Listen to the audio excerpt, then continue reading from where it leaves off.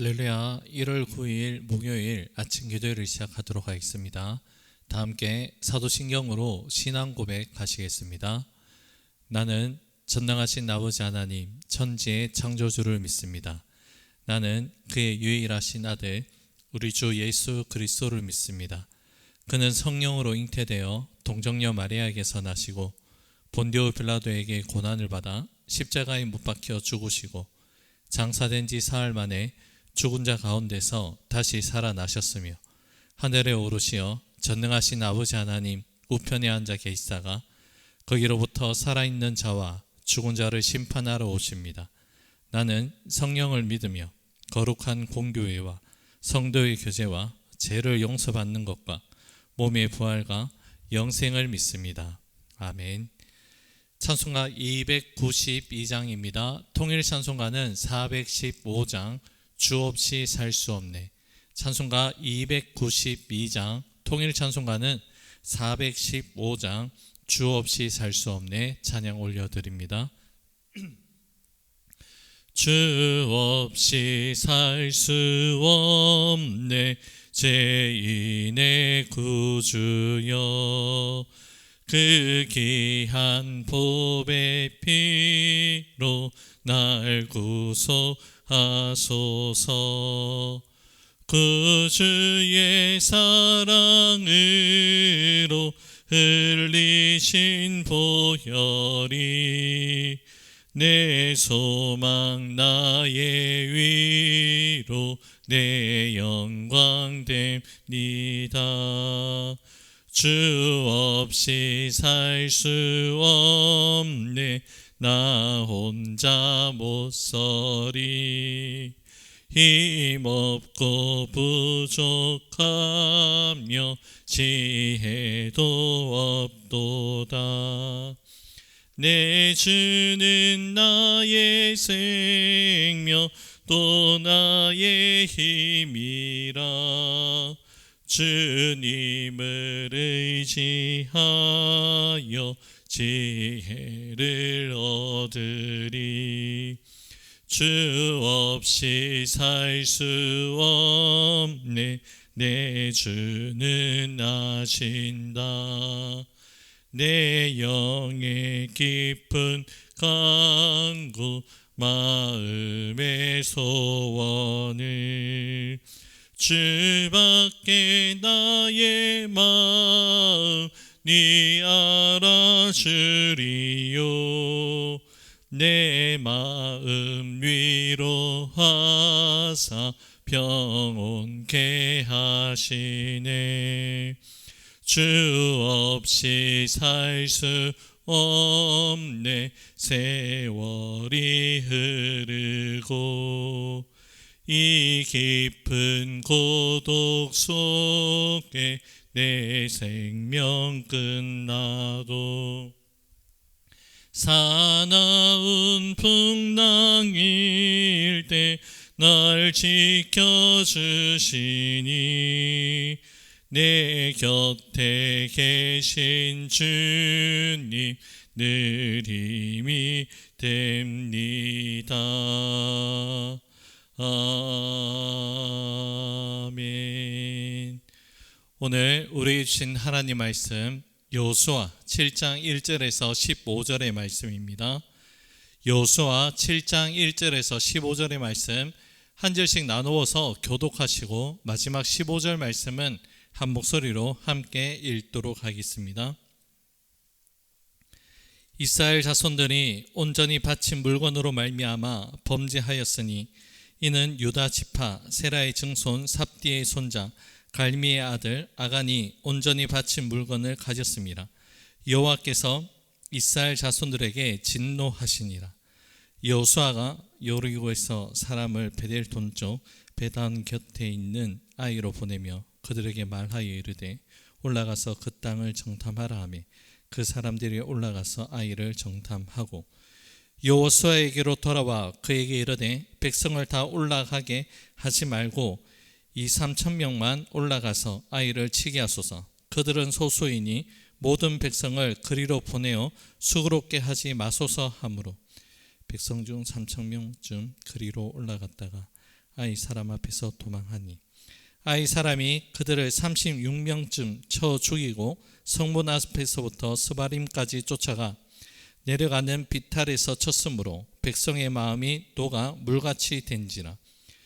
여호수아가 옷을 찢고 이스라엘 장로들과 함께 여호와의 궤 앞에 서서 엎드려 머리에 티끌을 뒤집어 쓰고 저물도록 있다가 이르되 슬프도소이다. 주 여호와여, 어찌하여 이 백성을 인도하여 요단을 건너게 하시고 우리를 아모리 사람의 손에 넘겨 멸망시키려 하셨나이까. 우리가 요단 저쪽을 만족하게 여겨 거주하였다면 좋을 뻔하였나이다. 주여, 이스라엘이 그의 원수들 앞에서 돌아섰으니 내가 무슨 말 하오리까.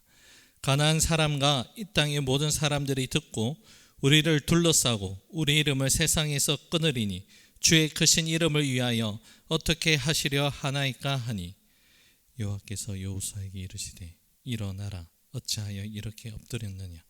이스라엘이 범죄하여 내가 그들에게 명령한 나의 언약을 어겼으며 또한 그들이 온전히 바친 물건을 가져가고 도둑질하며 속이고 그것을 그들의 물건들 가운데 두었느니라. 그러므로 이스라엘 자손들이 그들의 원수 앞에 능히 맞서지 못하고 그 앞에서 돌아섰나니 이는 그들도 온전히 바친 것이 됨이라. 그 온전히 바친 물건을 너희 중에서 멸하지 아니하면 내가 다시는 너희와 함께 있지 아니하리라. 너는 일어나서 백성을 거룩하게 하여 이르기를 너희는 내일을 위하여 스스로 거룩하게 하라. 이스라엘의 하나님 여호와의 말씀에 이스라엘아, 너희 가운데 온전히 바친 물건이 있나니 너희가 그 온전히 바친 물건을 너희 가운데서 제하기까지는 내 원수들 앞에 능히 맞서지 못하리라.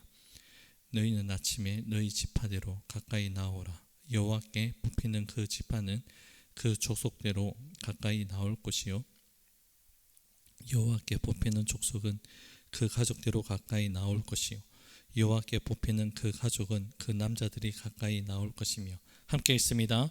온전히 바친 물건을 가진 자로 뽑힌 자를 불사르되 그와 그의 모든 소유를 그리하라.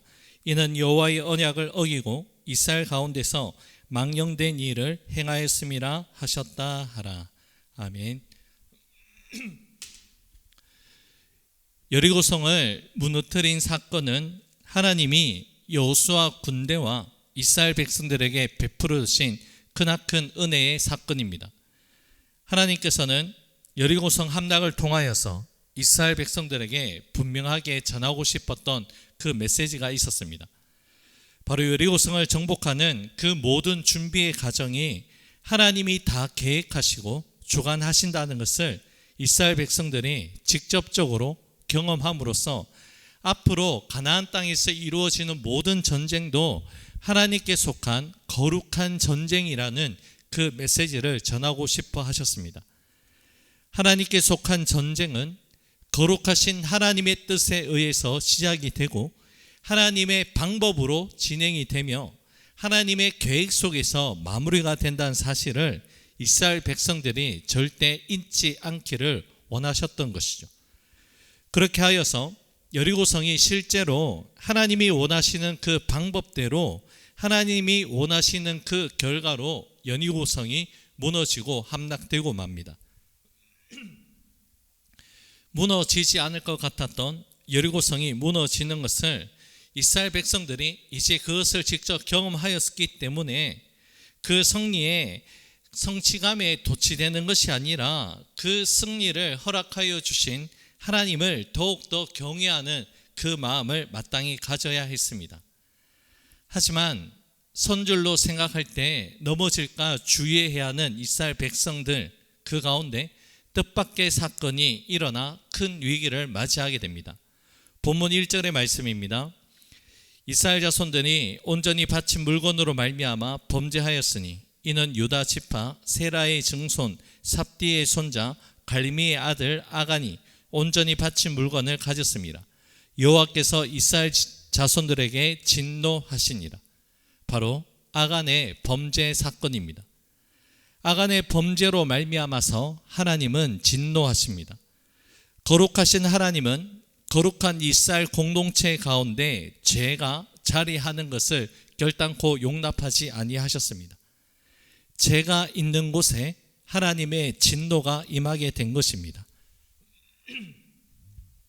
하나님의 진노를 불러일으킨 장본인은 바로 유다의 4대 손인 아간이라고 본문 1절에서 분명하게 밝히고 있습니다. 아간의 범죄는 윤리적인 범죄가 아니라 바로 하나님 앞에서 행한 범죄였다는 것을 분명하게 밝히고 있습니다. 한 사람의 범죄함으로 인하여서 이스라엘 공동체 전체에 큰 위기를 불러오게 된 것이죠. 한 사람이 그만큼 중요합니다. 깨어있는 한 사람으로 말미암아서 공동체가 살아나기도 하고, 오늘 본문의 말씀처럼 한 사람의 범죄함으로 말미암아서 공동체의 전체적인 위기를 불러오기도 합니다. 본문에서 여리고 다음으로 전투를 벌인 곳이 바로 아이성으로 말씀하고 있는데요. 본문 2절의 말씀입니다.